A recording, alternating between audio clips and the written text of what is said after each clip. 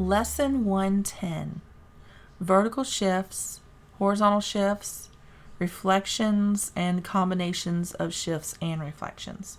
So in lesson 95, we studied the shapes of some nonlinear functions, namely the quadratic function, the cube function, the square root function, and the absolute value function. And let me write the parent. This is called the parent function. And hold on, I meant to use blue for that. This is called the parent. And the parent function is the basic format without any shifts whatsoever. So it starts at the origin point, which is 0, 0 for any graph. So we have f of x equals x squared. That is the quadratic function, and it looks like this. If I can get that straightened up there. Okay, the quadratic function looks like a parabola, right? It looks like a U. And you can see it's supposed to hit right here on 0, 0. All right? But if we add a shift, meaning if you go back to your slope-intercept format, this is a shift. That is what that is. If you didn't have this, then x would be 0 and y would be 0 in your y-intercept mode, which is what it is right now. So you can see that y equals x, right? Because f of x is just the name for the y values in this function. So without the plus b, your point of origin, 0, 0, is where the y-intercept hits. But because you have this plus b in your slope-intercept format, that is what shifts it up or down the y-axis. So for instance, if you had f of x, which is just another fancy way of saying the function, named f, which represents the y values, x squared, so it's a quadratic function, and it was plus 1, then this point of origin, this y-intercept would be up 1. Be right there. And then you would draw your parabola at the plus 1. Right? What if it shifted down? What if it's a negative number? Okay? Then that's what it does. It shifts down when it's a negative. Let's say it's negative 3. Then it would go 1, 2, 3. And that y-intercept would be on the negative 3 for this parabola. Okay? That is called a vertical shift. Vertical shifts happen on the y-axis because the y-axis is vertical. Vertical means straight up and down. Right? These are vertical shifts. So let's look at some other parent functions. So let's look at the cube function. So that's going to be g of x equals x cubed. That's the cube. Okay, this is the parent function. So what that means is it doesn't have a shift, doesn't have a y-intercept, so its point of origin is 0, 0. The y-intercept is 0, 0, and it looks like that little funky S thing, that little curvy bit, right? But same thing for this guy. When he has a B or a shift, let's say it's plus 2, then he goes up 2, 1, 2. And that's where the little curvy guy hits. Just like that. Okay? Same thing. If it goes down, let's say it goes, you have a negative 4. Then he goes down. 1, 2, 3, 4. And that's his y-intercept. He comes down here, and he goes up there. So this is all that is. It's a y-intercept shift from 0, 0. Whatever this value is, it shifts up and down, and it is going to be on the outside of your variable, okay? And I'll show you what I mean by that when we get to horizontal shifts. So vertical shifts are whatever this value is, up or down. Positive is up, negative is down, and it's going to be external in the y-intercept or the slope-intercept format. So let's do another one. Let's do our root function, which is h of x equals the square root of x, right? This is the root, or the radical function, whatever you want to call it. And it looks like this whenever it is graphed. This is at 0, 0 because there is no shift. This is the parent function. And it just looks like that. Okay? When you have a vertical shift, let's say this one is positive, you will have the square root of x plus some number. Let's say it's 3. So you'll go 1, 2, 3, put your point of origin there, and shift it out. And that's your cube root, or not your cube root, your square root function with a shift of positive 3. Let's say we have a shift of negative 3, or the y-intercept is now a negative 3 for this square root function. It'll be 1, 2, 3, negative on the y-axis, and then you just shoot it out like that. That's how you would draw that. So you're looking at this as your y-intercept, and then you're just making that shape as close as you can. Last but not least, we have the absolute value of x. So this is the absolute value function, and it looks like a V. Remember the V? It looks, here's your point of origin, and it just goes out like this and out like this, and that's it. So when we shift it up, we write P of x, or whatever that letter might be, minus, or say plus 2. It'll come up 1, 2, and the point of origin will start there at the y-intercept of 0, 2. Okay? And then you can guess that P of x, if we said the absolute value was negative 3, you would come down 1, 2, 3, and you'd put your y-intercept on negative 3 on the y-axis, and you would shoot out your rays just like that. Okay? Pause the video. Write this down. If you have colored pencils, this is the time to use them, because those will be key to understanding how these relate to one another. So pull out the colored markers, the colored pens, the colored pencils, whatever you have, or use a highlighter. I don't care. You need to write all of these down. And if you need to explain it to yourself, write that down as well. If you need to say, this is plus 1, this is minus 3, this is plus 2, this is minus 4, so that you understand what you're seeing. Okay? Take these notes now. Pause, because I am going to clear this page in just a few moments, and you're going to wish you had written this down.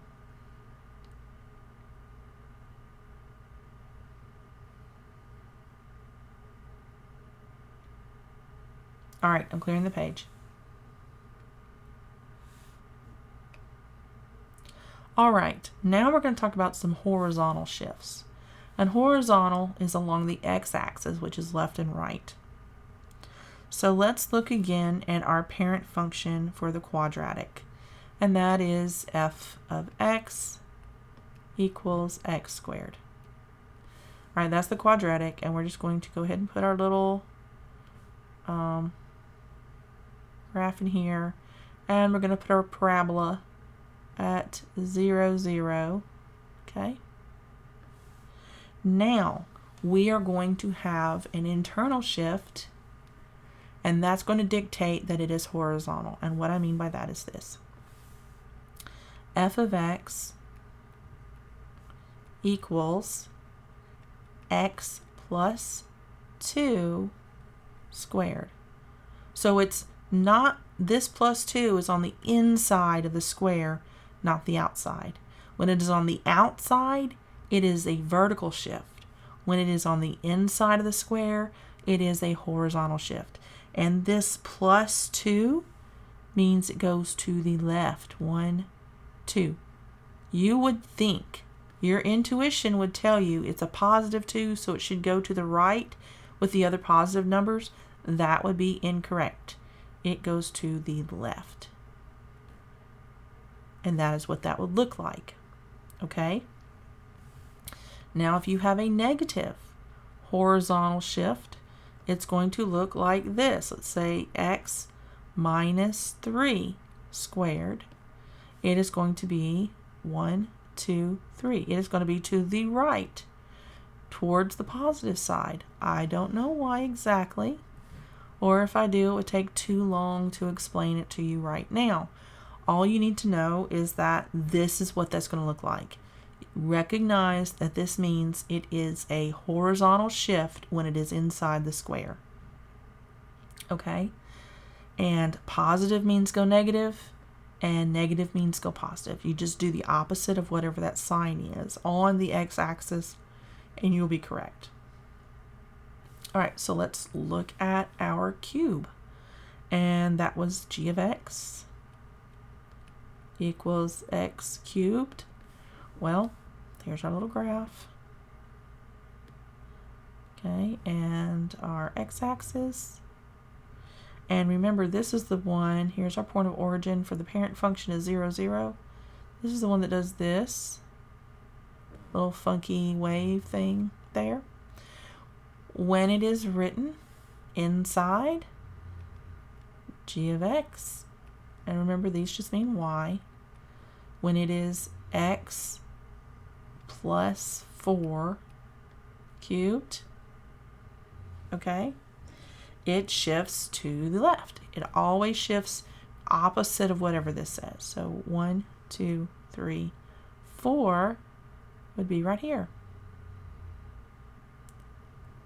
So just make that little shape the best you can. What I will be looking for is if this is in the right spot. So if it's positive, I'm looking for a negative 4. Okay?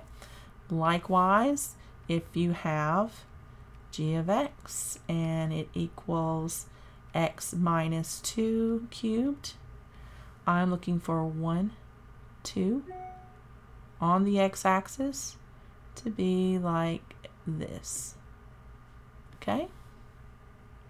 That's what that should look like. All right, let's do our square. And that was h of x. This is our parent function, remember, square root of x. And you just have to memorize these. The only thing you can do for that, okay? So this looks like this. Point of origin is 0, 0, and it just shoots.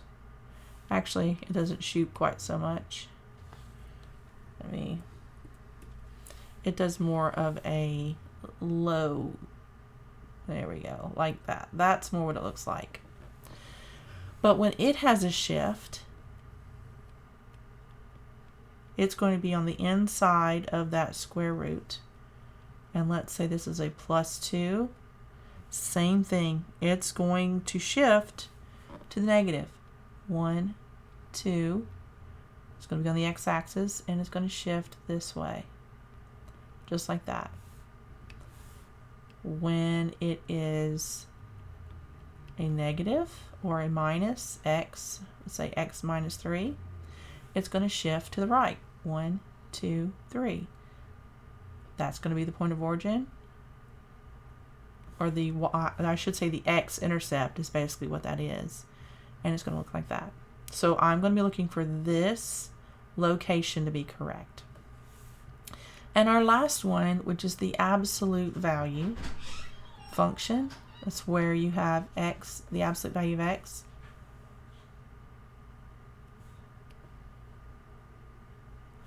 All right, that is the one that looks like a V, just like that. When you have your horizontal shift, it's going to say P of X equals the absolute value of X plus 2. Well, that's going to shift to the left. Again, 1, 2. That's going to be your x-intercept, and it's going to have your little rays shoot out from there. If it is a minus or a negative, P of X equals X minus, let's say, 4. It's going to go to the right. 1, 2, 3, 4. That's going to be your x-intercept, and your little rays are going to shoot out from there. All right, this is horizontal shifts. Write these notes down in your notebook. You will need to memorize them because we do not work them out.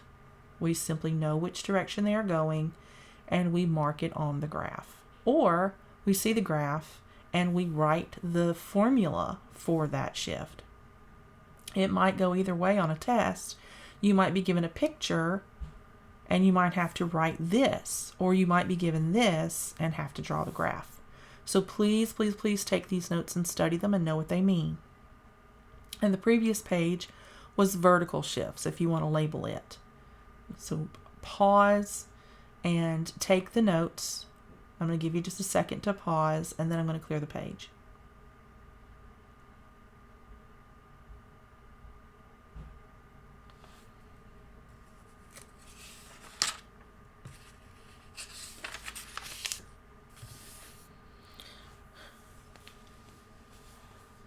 All right, I'm going to assume that you have taken the time to pause and take these notes. I'm clearing the page. Okay, shifted my screen. Let me move that back over. Back on the blue. All right, so now we are going to talk about reflection about the x-axis. And reflection happens when you have a negative becomes involved prior to your x value. So for instance, let me give you that parent function for the parabola again. That was f of x equals x squared. That's the quadratic, right? And here is your point of origin for the parent function. That's your parabola. Reflection happens when you get a negative. So you are going to get a negative x or a negative y. In this case, it's a negative y. So f of x equals negative x squared. That is going to look like this. It reflects because it's the opposite. Negative means the opposite. So you're going to get a reflection of the original because you're getting the opposite of the original parent function. I hope that makes sense when I say reflection is the opposite, because the negative in everything we have studied has been the opposite. Okay? So the same holds true for all of our other functions. So if we have g of x, and one thing to remember, let me rewrite this. When you have a reflection, we write that in a capital letter. Okay? G of x, the parent function, was a cube, right?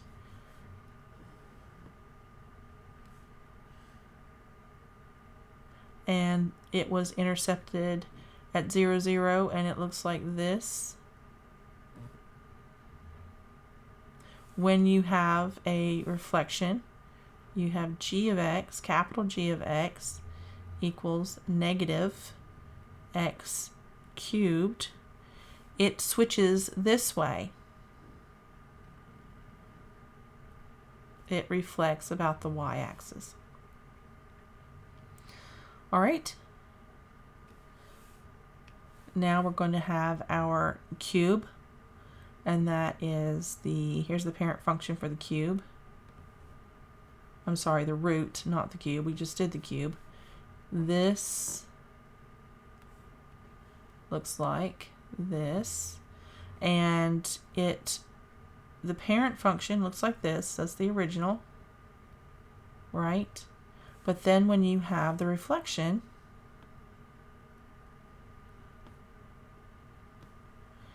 it's going to look like a negative square root of x. It is going to look like this. Just like that. It's going to reflect from over the x-axis in this point. And finally, our absolute value, parent function. We know that looks like our v.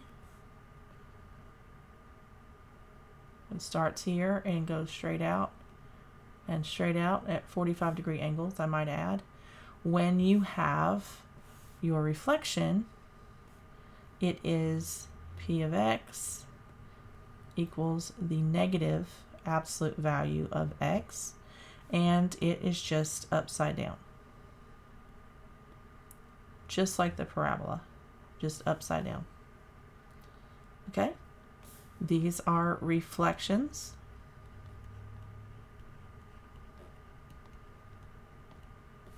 All right. Take a moment and sketch these notes for yourself so that you can remember them.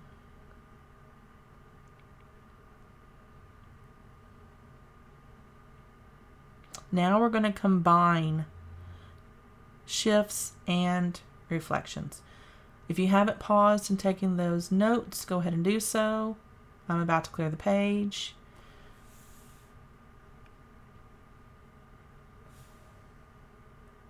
All right, so now we're going to talk about a shift and a reflection. So we're going to do example 110.4. We've been doing them all along, but I just didn't tell you what they were. This is 110.4, and it's asking us to graph. It's a capital F, so we know it's a reflection. F of x, and it is minus absolute value of x plus 3. Okay? All right, so let's do this one. So we know we have, here's our little graph. Right? And we know that the parent function would be at the 0 shooting straight up like this. But this is a reflection. So it's going to go straight down. And it's going to be a vertical, because it's outside of the absolute value. It's a vertical shift of a positive 3. So we're going to go 1, 2, 3. And start there. That's our y-intercept, but because it's a negative, it's a reflection, and we're going to make the absolute value shape from that point. And that is how we would graph that. Okay? Let's do another one. Let's say that this was on the inside. If we did this, if we did f of x equals negative x plus 3. Remember, that's the opposite. So let's draw our graph.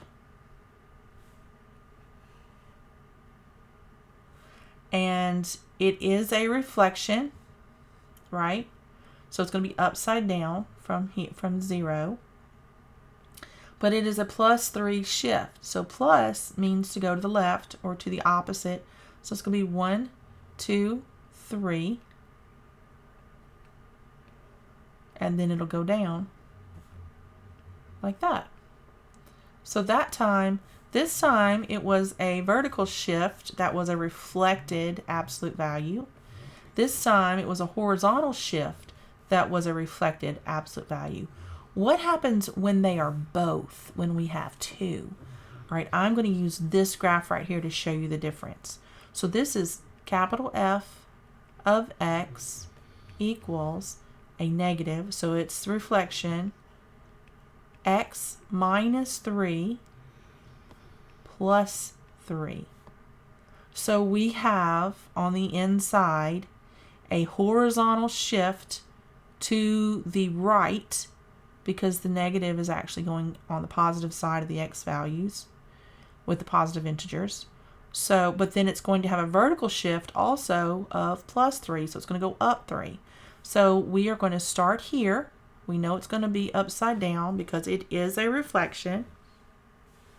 We're going to move it 1, 2, 3 on the x-axis, and then we're going to move it 1, 2, 3 on the y. So that is where that one ends up. Did you see how we did that? We shifted it over 3 because it's on the inside and it's negative, and up 3 because we had a plus b on the outside and it was positive. So that's how you would graph that equation. Now what if we didn't have it reflected? What if we had f of x equals x minus 3 plus 3? Okay, so this is not reflected. This is a lowercase f. It's not got a negative, so it's going to go upright, right? So this would be the point of origin normally. But now we want to go negative 3 on the inside of our absolute values. That's to the right. 1, 2, 3. And we still want to go up 3 for our plus b value. So 1, 2, 3. So it would end up in the same spot, only this time, because it's not reflected, it would go up. See the difference? This one has the capital, no negative. I'm sorry, this is lowercase without a negative. This is capital with the negative. All right. And my dog decided to wake up and make a bunch of racket. Sorry about that. All right, so I hope that you guys are seeing the difference here and what all of those shifts, when we put them together, what that can look like. All right. It's all about this point of origin and where you start drawing the shape and which direction that shape is going to land or point in. And that's all we have for lesson 110. I will see you in lesson 111. Please pause and take these notes because they're going to make sense to you as an illustration of what these shifts mean. All right? So pause and write this down. And I will see you in lesson 111.